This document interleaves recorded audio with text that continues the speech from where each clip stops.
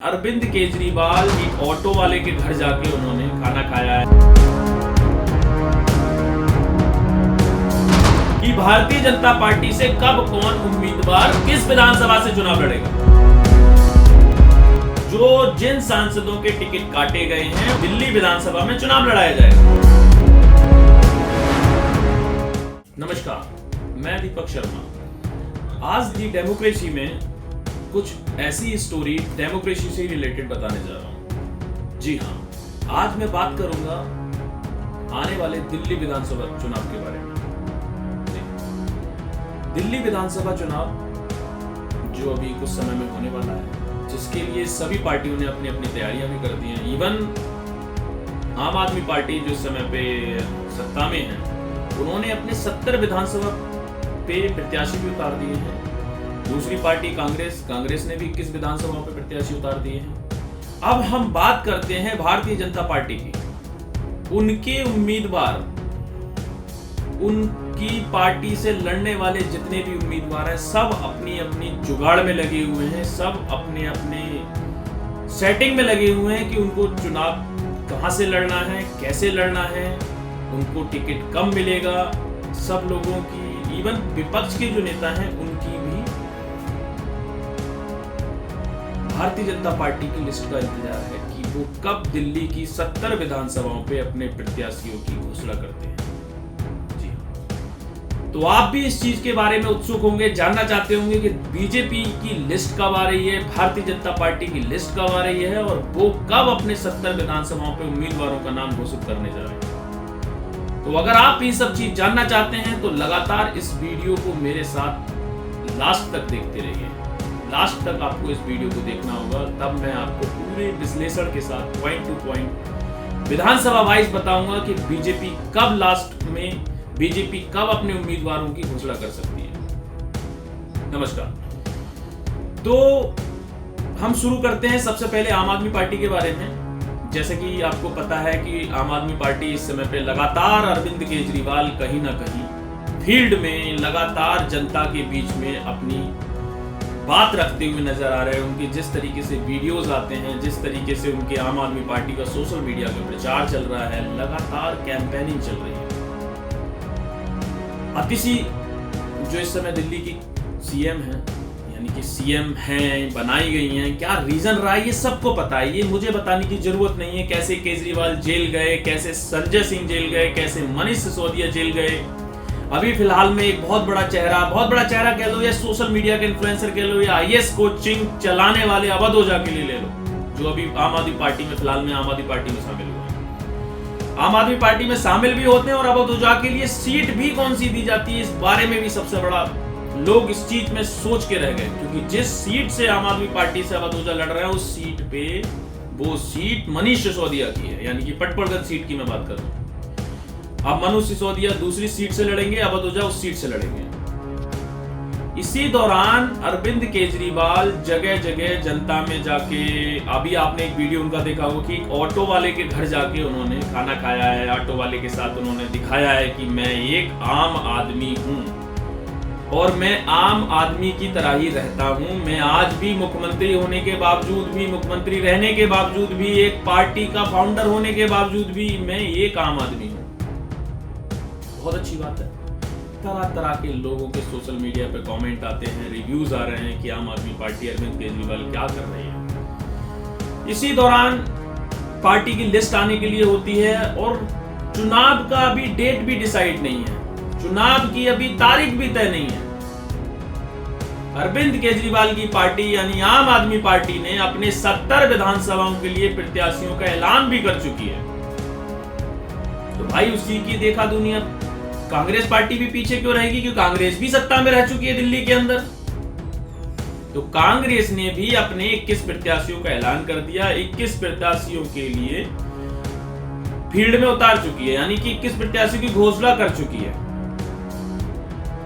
जैसा कि आपको पता है, पार्लियामेंट चुनाव हुए थे, सांसद के चुनाव हुए थे। उस दौरान कुछ समय पहले बीजेपी के 7 सांसद जो पहले सिटिंग सांसद थे, उनके टिकट काट के बीजेपी ने सिर्फ एक उम्मीदवार को लड़ाया था, जिस उम्मीदवार का नाम है मनोज तिवारी। बाकी सबके टिकट काट दिए थे, सब नए चेहरे हैं। बहुत बढ़िया बात है।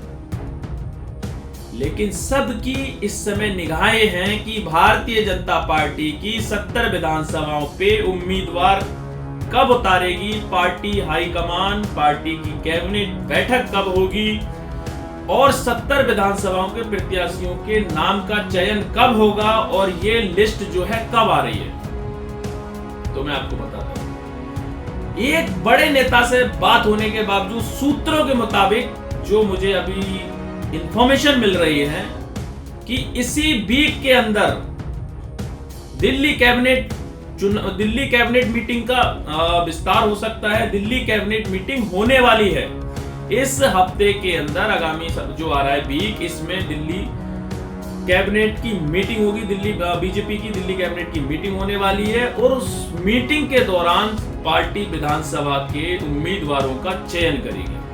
यानी कि केंद्रीय नेतृत्व जो बीजेपी का है कैबिनेट मीटिंग करेगा। उस मीटिंग में 70 विधानसभाओं पे लोगों का चयन किया जाएगा कि भारतीय जनता पार्टी से कब कौन उम्मीदवार किस विधानसभा से चुनाव लड़ेगा। तो भारतीय जनता पार्टी 70 विधानसभाओं का एनालिसिस कर रही है, रोड मैप तैयार कर रही है, किसको कहां से चुनाव लड़ा जाएगा। और सबसे बड़ी बात जो इस समय पे एक और चीज पता चल रही है कि बीजेपी जो उनके सांसदों के टिकट काटे हैं वो उनको विधानसभा में चुनाव लड़ाना चाहती है। जी हां, सबसे बड़ी बात, जो जिन सांसदों के टिकट काटे गए हैं उनको कहीं ना कहीं विधानसभा में दिल्ली विधानसभा में चुनाव लड़ाया जाएगा। लेकिन सबसे बड़ी बात यह है कि सब नए पुराने कुछ सांसदों के लिए भी मौका मिलेगा, कुछ नए चेहरे भी विधानसभा में इस बार देखने को मिलेंगे भारतीय जनता पार्टी की तरफ से। लेकिन बीजेपी अपने जो 10 उनके सिटिंग एमएलए हैं उन पे भी भरोसा जता सकती है, उनको भी रिपीट कर सकती है। फेज वाइज वो लिस्ट जारी करेंगे। आम आदमी पार्टी ने 70 विधानसभाओं के चुनाव लड़ने के लिए अपने उम्मीदवारों की लिस्ट तो जारी कर दी, कांग्रेस ने 21 की जारी कर दी। अब भारतीय जनता पार्टी की बारी। अब भारतीय जनता पार्टी जो आगामी कैबिनेट बैठक होने वाली है उसमें डिसाइड हो जाएगा। अब मैं बात करता हूं कि जो पार्लियामेंट चुनाव के दौरान जिन सांसदों का उन्होंने टिकट काटा था उन पे बीजेपी दाव लगा सकती है। बिल्कुल, मैं बात कर रहा हूं मीनाक्षी लेखी की।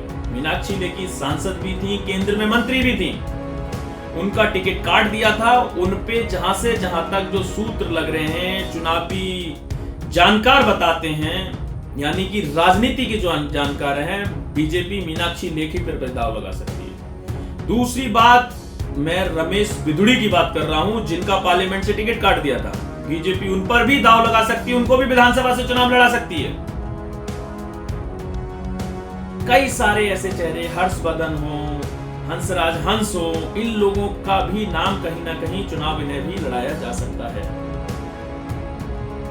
जैसे कि अभी एक पार्टी यानी आम आदमी पार्टी के सीनियर कद्दावर मंत्री यानी ट्रांसपोर्ट मिनिस्टर, मैं कैलाश गहलोत की बात कर रहा हूं। कैलाश गहलोत के लिए भी विधानसभा से बीजेपी चुनाव लड़ा सकती है क्योंकि पार्टी छोड़ के आए हैं। पार्टी एक कैबिनेट से इस्तीफा देने, मंत्री के इस्तीफा देने के बाद बीजेपी में शामिल हुए, तो जाहिर सी बात है उनको भी नजफगढ़ से चुनाव लड़ाया जा सकता है। नजफगढ़ जो विधानसभा है दिल्ली की। एक और बड़े नेता भी शामिल हुए हैं बीजेपी में, उनके लिए भी लड़ा सकती है। तो जितने आम आदमी पार्टी, कांग्रेस से जो बीजेपी में अभी शामिल हुए, उनके लिए भी विधानसभा में टिकट मिलेगा। ये जो राजनीतिक पंडित हैं उनका कहना है ये। लेकिन फिलहाल सबसे बड़ी बात, दी डेमोक्रेसी में मैं ये बताना चाहता हूं कि बीजेपी इस बार पूरी जो 26 साल से वो पार्टी पक्ष यानी कि अभी तक दिल्ली विधानसभा, दिल्ली की मुख्यमंत्री की कुर्सी हासिल नहीं कर पाए हैं, इस बार वो पूरी रणनीति के साथ, पूरी मजबूती के साथ विधानसभा पे अपनी विधानसभा चुनाव के लिए ताल ठोकने वाले हैं। एक तरफ अरविंद केजरीवाल अपनी मैनिफेस्टो या अपनी स्कीमों की बौछार कर चुकी हैं। महिलाओं के लिए वो एक नई स्कीम लेके आए हैं, ऑटो वालों के लिए एक नई स्कीम लेके आए हैं। महिलाओं के अकाउंट में वो हर महीने पैसे डालेंगे, ऑटो वालों के लिए लड़की की शादी में पैसे मिलेंगे।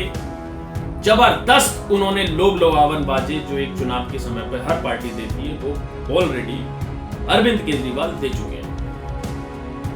बारी अब बीजेपी की है, बारी अब कांग्रेस की है।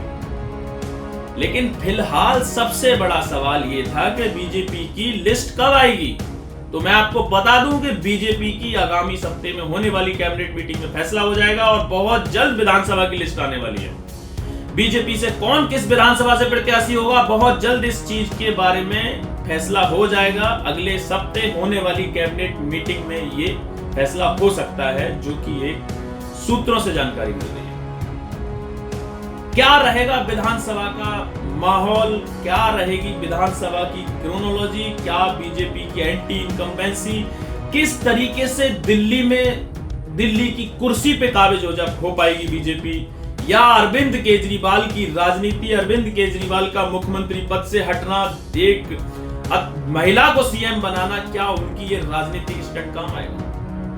इन सब बारों का विश्लेषण मैं आपको फिर बताऊंगा, फिर लगातार एक दूसरी वीडियो में इस चीज के बारे में बताऊंगा, कैसे अरविंद केजरीवाल ने एक महिला को सीएम बनाया, इसके पीछे का राज क्या है। इन्हीं सब चीजों की जानकारी के लिए मेरे साथ हमेशा इस जो मेरा शो है दी डेमोक्रेसी नाम का, आप लगातार देखते रहिए, फॉलो भी करिए, शेयर भी करिए। तब तक के लिए नमस्कार।